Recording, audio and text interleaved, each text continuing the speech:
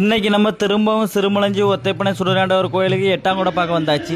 நம்ம கோயிலுக்கு வந்ததுக்கு பிறகு தான் நமக்கே தெரியும் எங்கள் ஊரில் இருந்து சாமிக்கு பலி கொடுக்காண்டி பண்ணி கொண்டு வந்திருக்காங்கன்னு. கோயிலுக்கு வந்ததும் கோயிலில் கல்யாண கூத்து கலை நிகழ்ச்சி நடந்துட்டு இருந்தது. நம்மளும் இதெல்லாம் பார்த்துக்கிட்டு கோயிலை சுற்றி ஒரு ரவுண்டு போகலான்னு சொல்லிட்டு போனால் இங்கே சாமிக்கு பலி கொடுக்காண்டி கட்டி போட்டிருக்க பண்ணியெல்லாம் பார்க்கறதுக்கு யானை குட்டி மாதிரி இருக்குது. 200-300 கிலோ இருக்கும். அப்புறம் நைட்டு சாமிக்கு பூஜை கொடுத்தாங்க. சாமிக்கு பூஜை கொடுத்து முடிச்சதும் சாமி ரத்தம் குடிக்கிறதுக்காண்டி பரணி ஏறினாங்க. உடனே சாமிக்கு பலி கொடுக்காண்டி கொண்டு வந்திருக்க பண்ணி எல்லாத்தையுமே காலை அவுத்து விட்டு அதை பரணியில் ஏற்றினாங்க. இந்த பண்ணியெல்லாம் பரணியில் ஏற்றிக்க மாட்டி இந்த தம்பி மாதிரி நம்ம ஃப்ரெண்ட்ஸுங்கெல்லாம் ஒரு வழி ஆயிட்டானுவேன். அப்புறமா கொண்டு வந்திருக்க பண்ணி எல்லாத்தையுமே ஒரு பண்ணியாக வரிசையாக சாமிக்கு பலி கொடுத்தாங்க.